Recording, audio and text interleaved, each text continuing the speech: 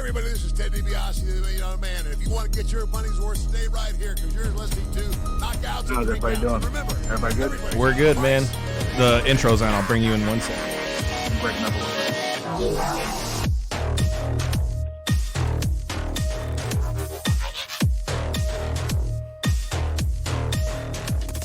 My jam, this is Don West here, and I'm telling you, Knockouts and 3 Counts is the podcast, baby.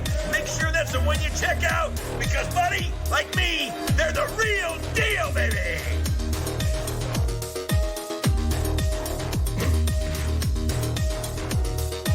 This is Jake the Snake Roberts. Just letting you know, you need to listen to Knockouts and 3 Counts, or you'll see that damn snake again.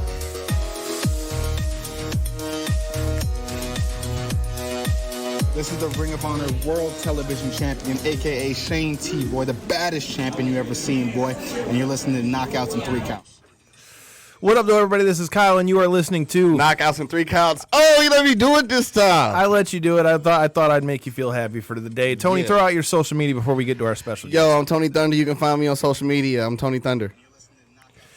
You can find me at Detroit Knockout, Detroit, Knockout. Make sure you're following the show at KO3C Pod on Twitter and Instagram, KO3CPod.com, where you can see the full backlist of all of our interviews, even including one with Brutus the Barber Beefcake. Yeah. And without any further ado, you just heard him on our intro. We've got the return of Ring of Honor star Shane Taylor. How you doing, brother, man?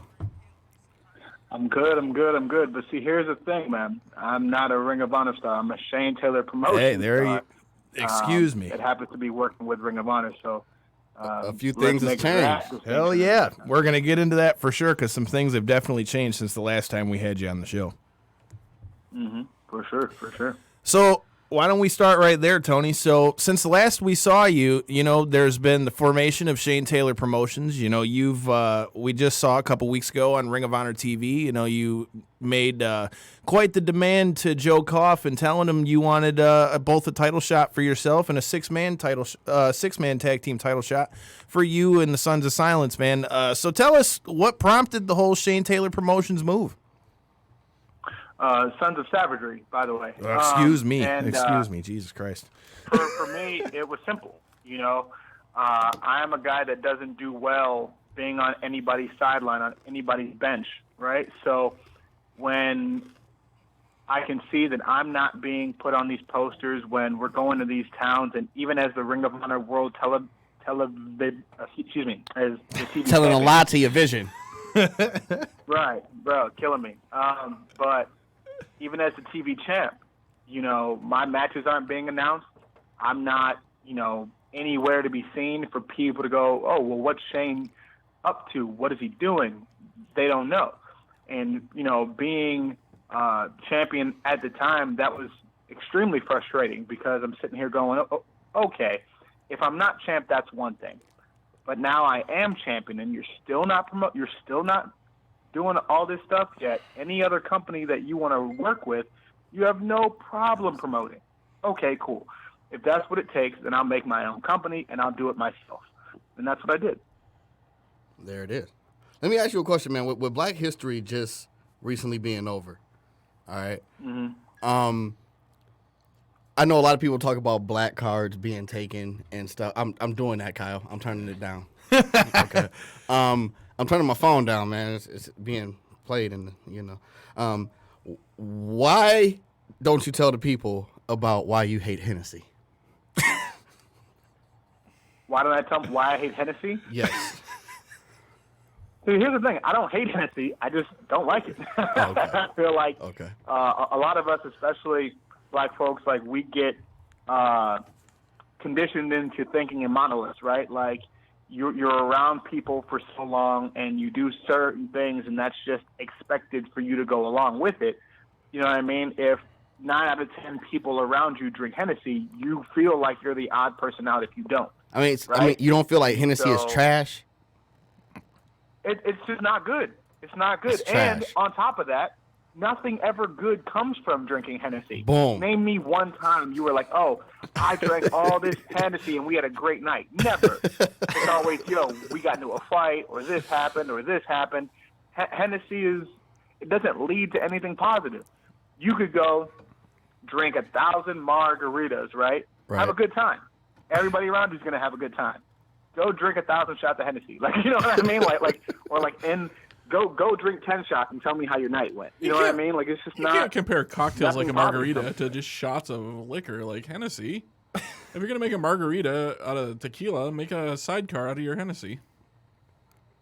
I mean, you could, but the thing is, it's just sometimes it's just that alcohol. You know what I mean? Like Hennessy. some people can drink light and be good. Some people drink dark and they lose their mind. It's just it is what it is. All right, man. Well, I got one more question before I pass it back to Kyle. You know, why is it that you don't believe that Outkast could take out Rakim and KRS-One in a tag team battle? Fam, you're talking about two of the greatest MCs of all time. Hey, we talking about Outkast, man. We talking about the duo. Rakim and KRS-One, who were known for battle rap, I just don't see it. I'm not saying that Outkast wouldn't hold their own. I'm not saying that they wouldn't make it, a slugfest for 12 rounds. But, fam, if you had to put your cash on somebody, I'm going with the GOATs, man. Like, you have to.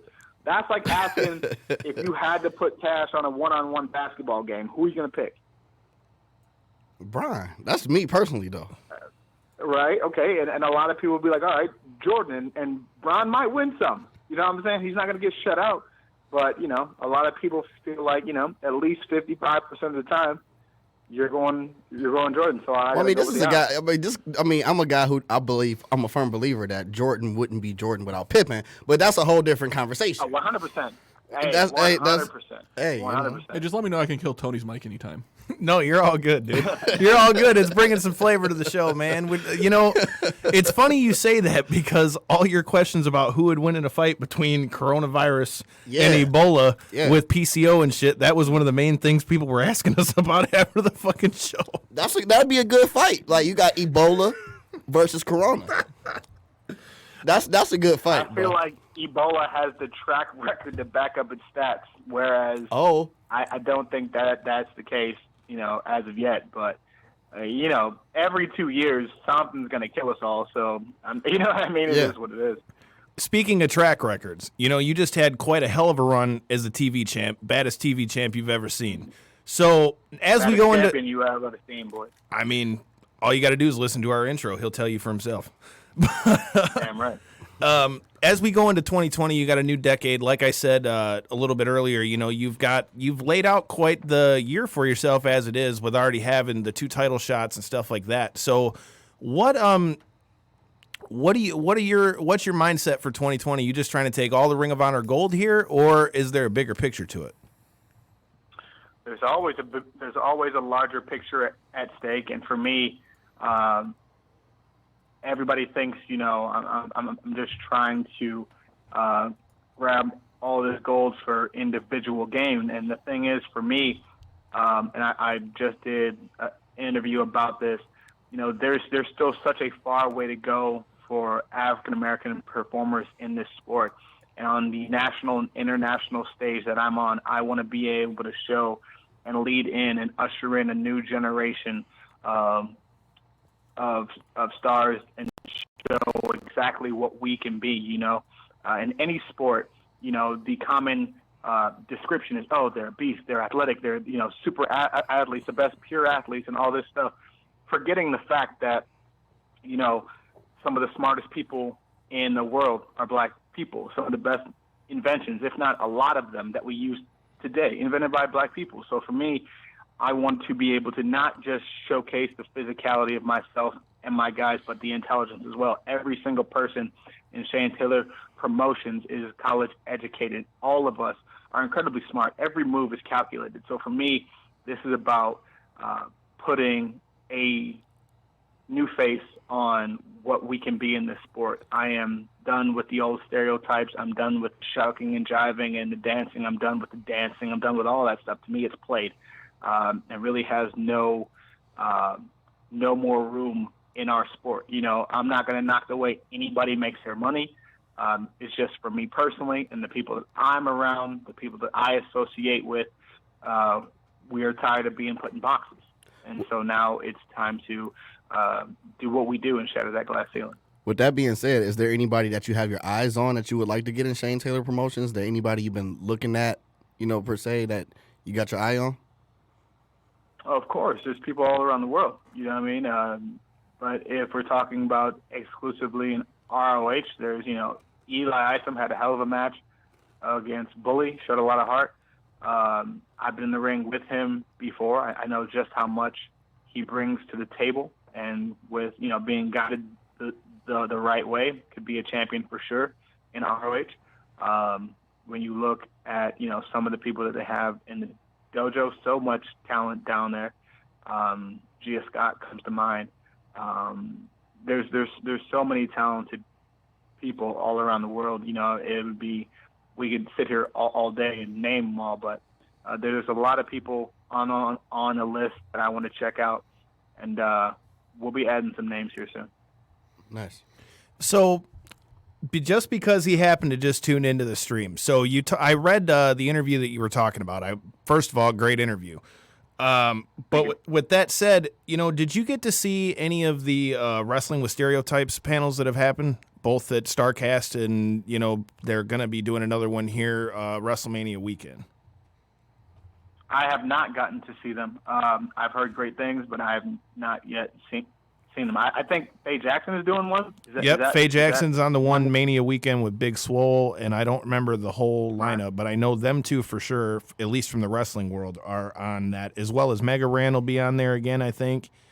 Oh, yeah. Reason I bring it up, man, and if you look in the comments, I just threw it out there to Kel, dude. I think you would be perfect for that. Like, especially after reading that interview that you just did, man. Like, you talk about a lot of the things and the different stereotypes that you see in wrestling, and especially directly towards African Americans. For you, now that it's 2020 and you're starting to see a little bit more of, African Americans getting a little bit more of a shot, but at the same time, you're not seeing it on such a mainstream basis.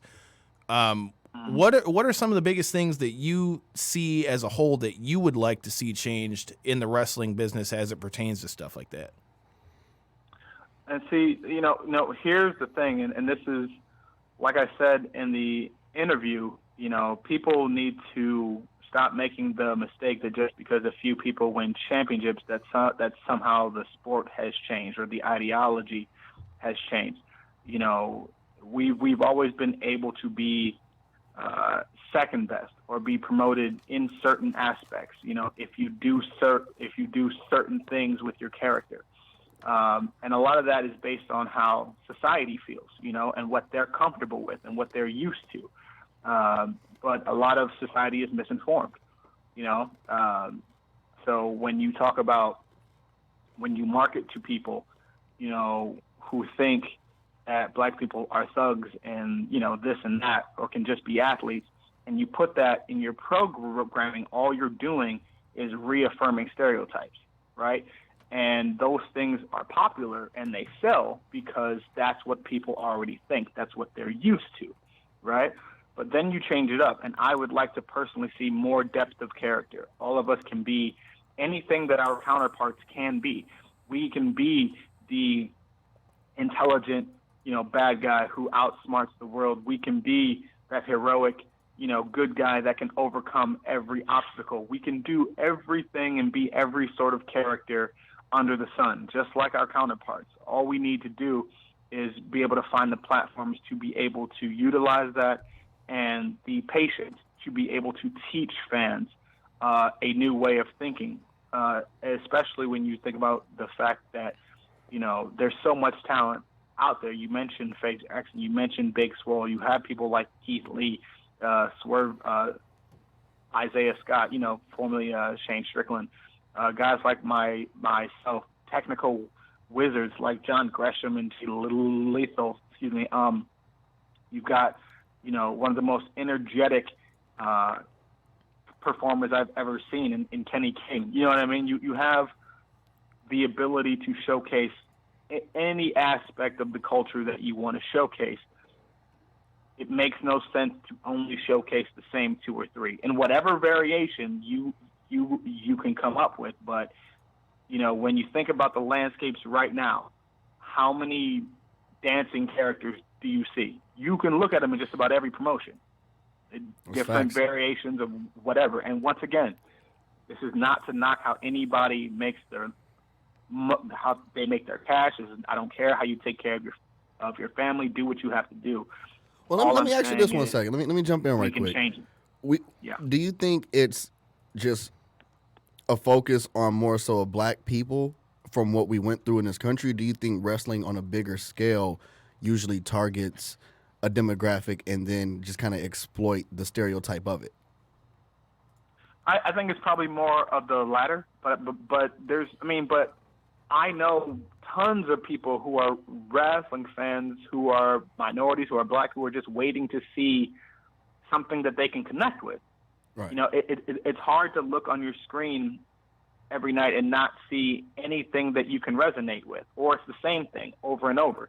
People get tired of that, and that to me is what I want to change. That's what is so important to me about myself and Shane Taylor Promotions, to be able to showcase who we are on a platform, and not have any of the stereotypes, not have any of the glad handing, not have any of the stuff that's been,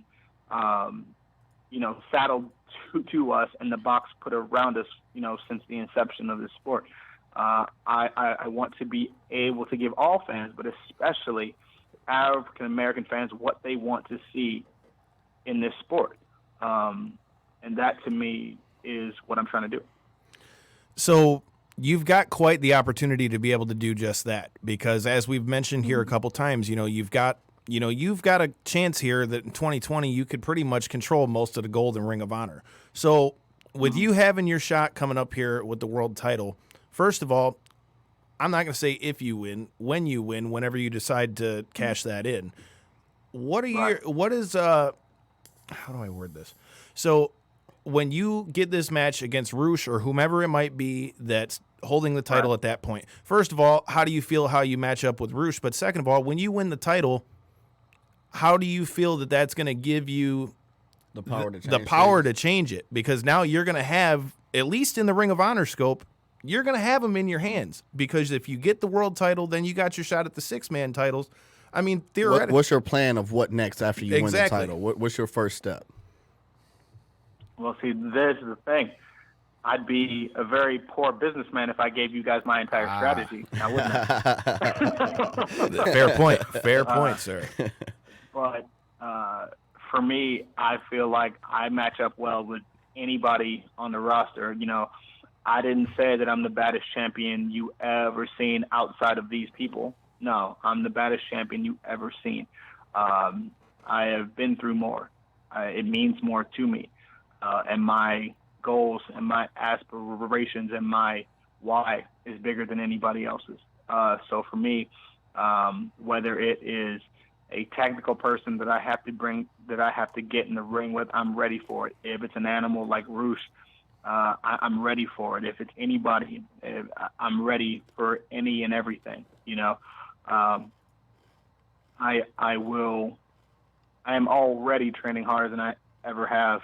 I've got a bunch of things in place right now that when I'm ready to cash in that shot, whoever is the world champion, or hell, it is a world championship shot of my choosing, so it may be even the TV title again, to make history that way and become a 2-time champ.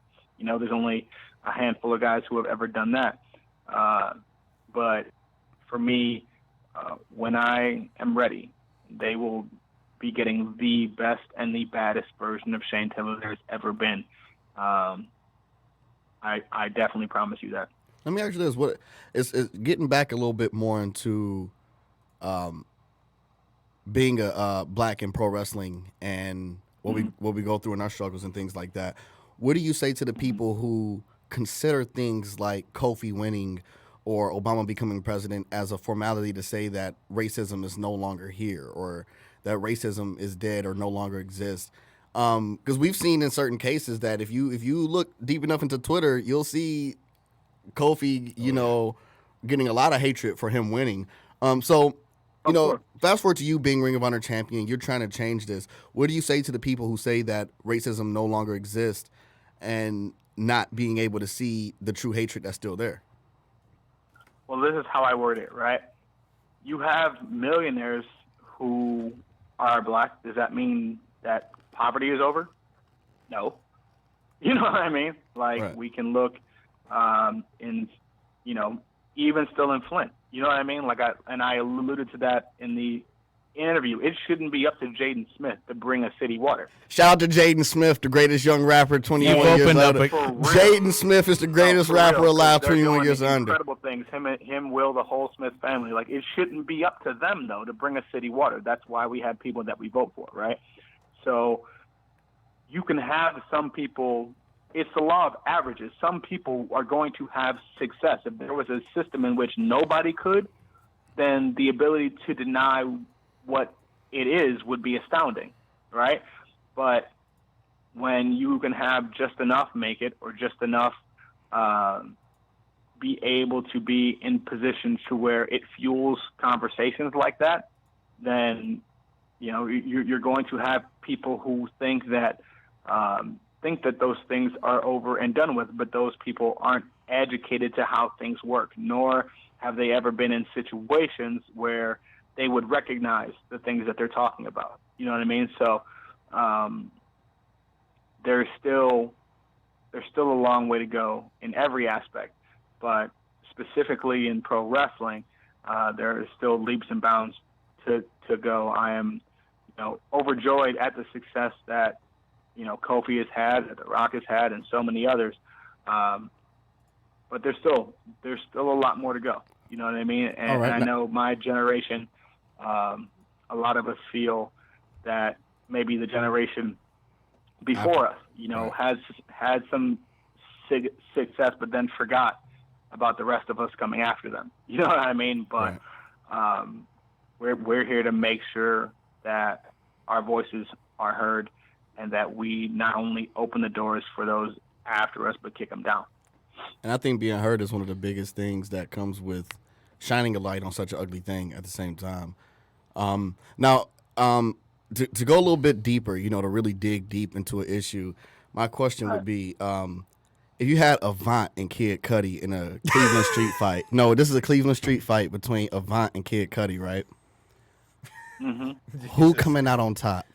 No prep time, just straight out. You know what, fam? I'm gonna say Avant. Oh, not because Avant giving Cudi them hands. Hold on. Not because I don't think Cudi can scrap. It's because in the hood, at least growing up, if you could sing, people automatically thought you were soft. Right. So I feel like Avant's been tested more than Cudi. So I feel like no prep time, just throw hands on the spot. That's I good think logic. Avant would be more ready. That's good logic. I mean, that's a damn good point, because how many times you see in a fight where a guy gets thrown in there on 2 days' notice, or just a street fight? Imagine a dude singing while he beating your ass. They gotta be the That's got to be demoralizing. That's gotta be worse. That's gotta be worse than a man licking the blood off your neck while you in the corner.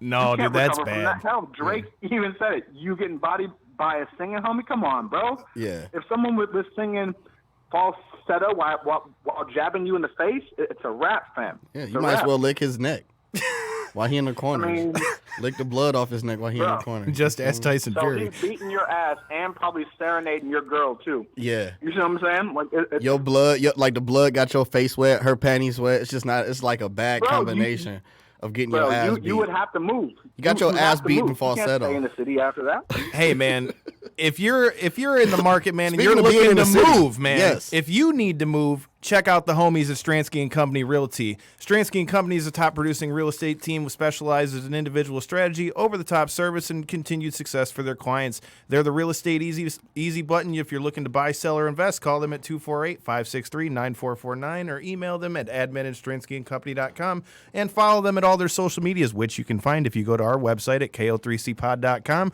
or Stransky & Company on Twitter and Instagram. See how I did that there? Get yourself a house. Hell yeah, get a house. You are welcome for that segue, my guy. Hey, man. I love the segue. Hey, I like it.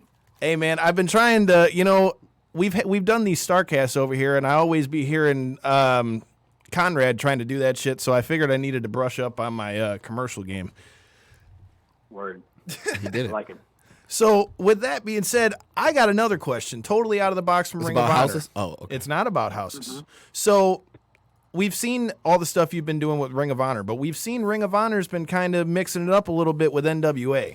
You know, you've got yourself a group now. You've got Strictly Business over there in CMLL NWA. as well. CMLL. I mean, what are your thoughts on a potential Shane Taylor Promotions takeover of, I don't know, NWA? I mean, we're down for anything as long as the price is right. You know what I mean? But again, Like Bob Barker used to be.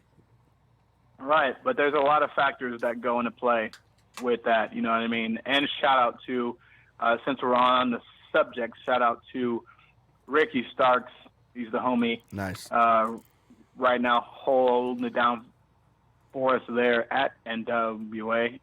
He's a TV champ, right? Yep. He might be like the only African American on the roster, if I'm not mistaken. But he's doing an incredible job there. And you know, if he ever needs some help, you know what I mean. If he ever needs someone to have his back, or you know, we'll be there. So could we You know see what I mean? him? But So you saying there's a possibility that Shane Taylor Promotions could be over in NWA, scouting people as well. anything is possible. Took the words right out of my Anything mouth. is possible. Anything is possible. You know what I mean?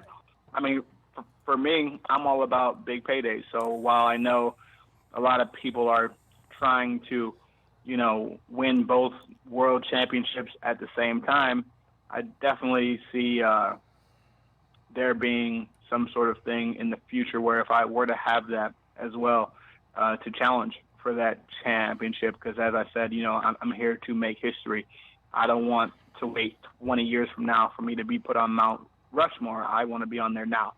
So if I were to make history as becoming only the second man, the second African American male to win a Ring of Honor world title, and then go and be the second man ever in history as far as being an African American male to win the NWA World Heavyweight Championship, hold them simultaneously, I don't see why that wouldn't make me one of the greatest of all time.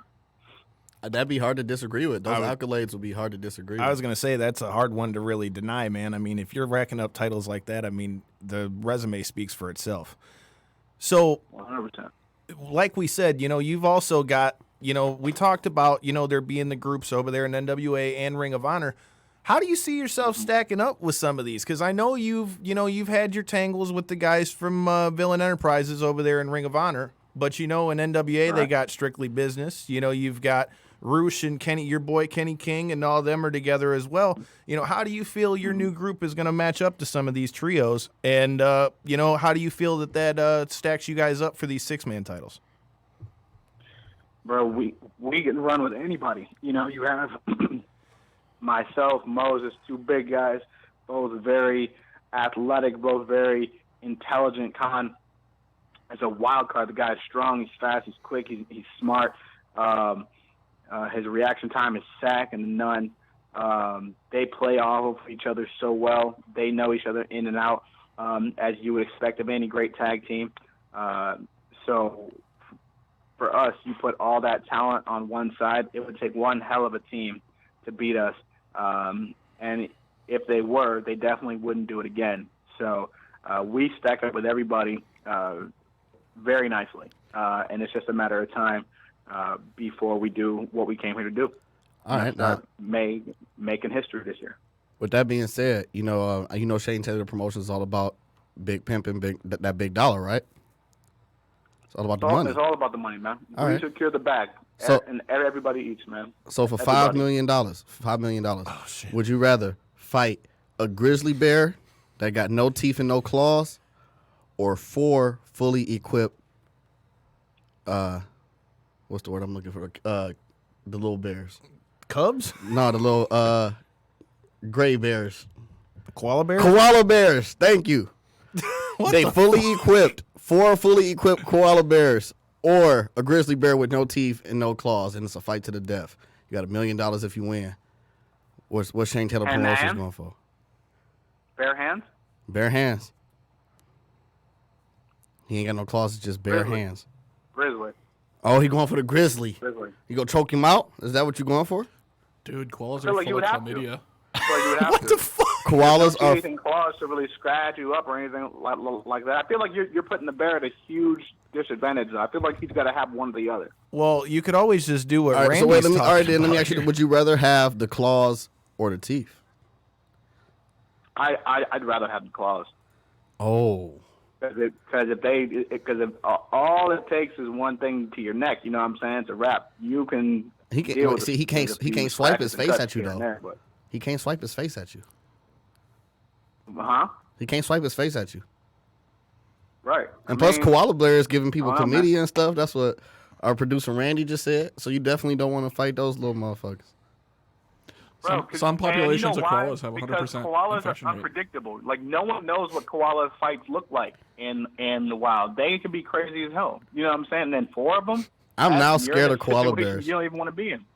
I know I have a fear of koala bears. Like I'm gonna have bad dreams that koala bears come. He's to gonna have fucking nightmares attack of koala me, bears. Listen to the sound they make? attack me and give me You ever listen to chlamydia the and sound they shit. make? What sound they make? Bro, I can't do it. Come on, man! You gotta do it now. You'll see it. You No, gotta no, do it no. now. Come on. Oh my God! I got it. All right, hold on, wait. So I'm gonna find this. The noise. So they make. you find the koala bear sounds. I'm gonna keep us on track. So since we all know you're not afraid of a good scrap, and we're talking about licking the blood off of people's necks, That's nasty. please tell me what Here your we go. thoughts were on the Tyson Fury Wilder fight. What my thoughts were? Yeah, what did you think? What was your honest opinion on the fight? As a boxing fan, I knew that Fury had a pretty good chance to win because I feel he was the better boxer of the two. What held out hope for Wilder for me was the fact that his right hand is just a gift from the gods, right? So I didn't see how Fury could avoid that for 12 rounds, but Fury coming in a little bit heavier, changing trainers, leaning on Wilder, closing the distance, making it damn near impossible for him to extend that hand and get that power shot was an intelligent game plan. He did exactly what he had to do. Now there's a lot of asterisks to this because I've then seen videos of him like with these gloves that are super floppy and things of that sort. So there may be some things that come out later. I'm not saying he did. I'm not saying he cheated or anything. I saw the floppy gloves too. Taking a look at. But did you see they had a problem with Wilder's gloves too, man? Like right before the fight, he got his gloves like 20 minutes before the fight because the first pair didn't work. They had to get him a second pair. Like they showed it in the pre-fight. They were they were trying to do that. So there was a bunch of crazy shit with that. Speaking of crazy shit, this is how koalas sound right here's here. a question though, real quick. Did anybody see them check in Fury's gloves? Oh my God. You really went and found the koala sound. Jesus Christ. He went from when he showed up at the building, his entrance coming out. Damn it, Tony. This motherfucker That went sounds like a motherfucking dinosaur. I guess that's how I guess that's how koalas sound. Nope. Hell no, I don't. I'm with you, Shane. I'm good on the koalas, bro. Right. Damn, but nature, you scary. I have no problem with what you just said at all because you're 100% right. They didn't show Fury's gloves getting checked at all, so I have no problem with that at all. I mean, that's a fair point. I got no argument. And then you had Wilder, who looked he was pacing back and forth. That's what tired his legs out too, in my opinion, not his costume. I agree. Him pacing back and forth, and that could have been because they're all in his ass about these gloves and checking every single detail, but they're not over there checking Fury. So he could have been like, yo, why are y'all messing with me and not Fury? And that could have played a huge role in being agitated and tense before the fight, which if you're tense before a fight, you're going to gas sooner because your emotions are high. Totally fair. I mean, there's a lot. There's a lot there, man. There's a lot there. Do you believe the shit about the suit, though? No. I mean, don't get me wrong. I agree with every point you just made, especially when you're talking about the gloves. I agree 110% because I believe that that's something that needs to be fair on both sides because if those gloves aren't I mean, look at how many people have died in the ring because of shit like that, because it's a known fact you take more 100%. shots to the head in boxing than you do in MMA. So, I mean, that's just a fact. But to me, and again, shameless plug, especially with us being from Detroit, I think a lot of the story to that fight for me was Fury's decision to switch to Kronk, because you could see it in the way that he boxed in the first fight after he got up, and you could see it in the second fight. And personally, I think if anything, what that fight showed to me is Deontay Wilder showed that he's got a hell of an athlete. He's got a hell of a knockout shot that nobody can argue, but it showed how much he just tried to time the other guy instead of setting it up the way, you know, Fury would do with the boxing and things like that. So my biggest hope coming out of this fight is that Wilder takes this and says, oh shit, you know, I need to work on the actual skill of the boxing game, because I think that's what lost him that fight. That's just me. Any early predictions for July? 100%. And this is the thing with that too, right? Wilder, and you get these guys, Tyson included, who later on in their careers, they aren't as adaptable as they were when they were younger, because something's been working so long. So they've been bailed out by it so many times, the fact that they could just kind of be one-punch artists, right? And so then you get into a situation like that where it doesn't work, and now you've got to re-strategize. And I understand, you know, and people were giving them all kinds of hell for the costume excuse and all that. And true, I'm like, it's a bad excuse. But like I was telling one of my boys, when you are at that level of being a fighter, you're walking around one of the baddest dudes on the planet, right? Yeah. And you are knocking out other grown men, other professionals who are all bad dudes. I don't care what. As a pro boxer, hold on. Let me ask you this, man. Let me ask you this. Let's say you are the baddest fighter in the world. You're the baddest boxer in the game. You undefeated. Right. You know what I mean? You happen to suffer a loss that was so bad, it was just horrible, and your homie came up to you. Or let's say your homie was the baddest fighter in the world. All right, let's switch it. You know what I mean? Your boy is Wilder. Your boy's Deontay Wilder. You go up to him after the fight and say, "Man, how you let him lick on your neck like that?" And he looked at you with a straight face and said, "Because my costume was too heavy." What would you say to him? Like, as like man to man, what would you say to him? Like, well, hold on, because you're jumbling a lot of those details. Right? I know, right? He blamed the loss on the costume, not him getting his I know. I'm just saying, though. And to be honest, here's the thing: while you're that close and you're bleeding and you're moving, he doesn't know if that's his glove. He doesn't know what that is. So I'm sure he didn't feel it. I'm sure he didn't feel it. That's a tongue on his neck. You know what I mean? I'm sure he was just moving. He probably didn't even feel the shit. But yeah, that's, I don't know. Like I question Fury more than I question Wilder. Uh-oh. Shane, you there? Uh-oh. There we go. No, there we go. We got my voice now. But first off, why would you lick another man's neck in a fight? You know what I mean? Like, come on, man. You lick the blow of his neck, man? Like, come on. I'm not gonna lie, dude. I looked at that shit and was like, "What the fuck was that?" So, who do you got in the rematch? They've announced it for July. Who do you got? You think Fury takes it again, or do you think Wilder's going to be able to get it together and get his belt back? If Wilder doesn't change anything, he's getting beat again. But I did hear that Floyd reached out to Wilder and told him that he had a game plan to beat Fury. So, if Wilder trains with Floyd, there's no better boxer, there's no better defensive fighter than Floyd. I feel like he goes there, trains with Roger, trains with Floyd. I say I'd give him the edge. Yeah. You know what I mean? I just feel like when you're around guys like that, guys that win like that, you can't help but, bring that energy. I can't argue that at all, because we shared that thing that was reported off of TMZ off of our page on Facebook and all that with that whole article with Floyd. Another name that popped up to me is, what if we saw Deontay Wilder go mess with somebody like Freddie Roach? Could be, and he's got that with Pacquiao. But I know Freddie is, getting older in age Right. as well, and I think his health is, not the best. So I think training with a younger guy like Floyd, with Roger there, with that expertise. I mean, and Floyd's beaten, he's beaten Freddie's guys too. So I mean, with all things being equal, I feel like Floyd is the better option.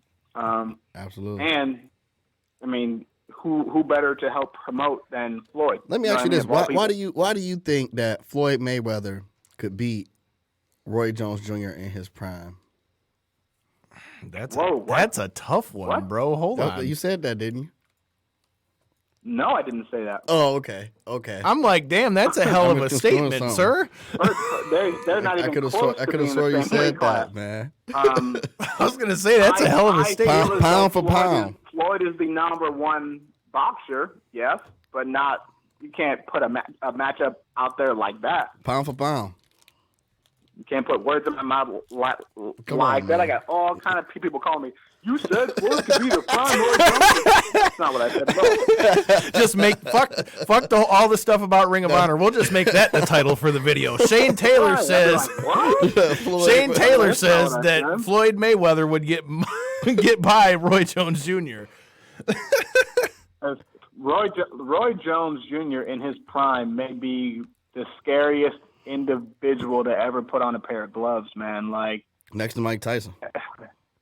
I mean, That next to a motherfucker's scary. 21-year-old Mike, maybe, yeah. But, bro, you're talking about throw 5 left hooks in a second, Roy Jones. You're talking about And hit at least 4 out of 5. speed unmatched. Speed, you know what I mean? Power unmatched. I mean, hit a guy with a right hand, put him into a coma, Roy Jones. You know what I mean? Like, Yeah.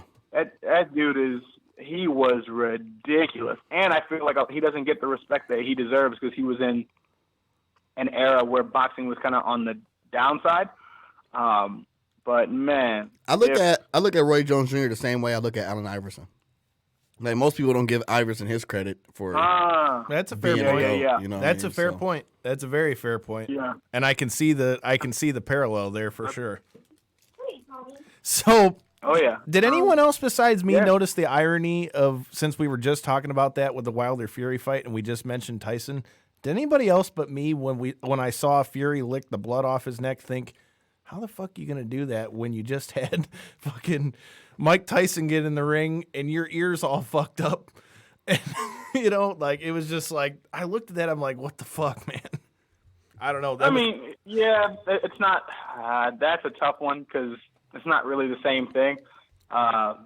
And I think Tyson did that. Fury did his out of enjoyment, whereas I think Tyson did his out of frustration from getting head-butted by Holyfield for 2 fights and no one said anything.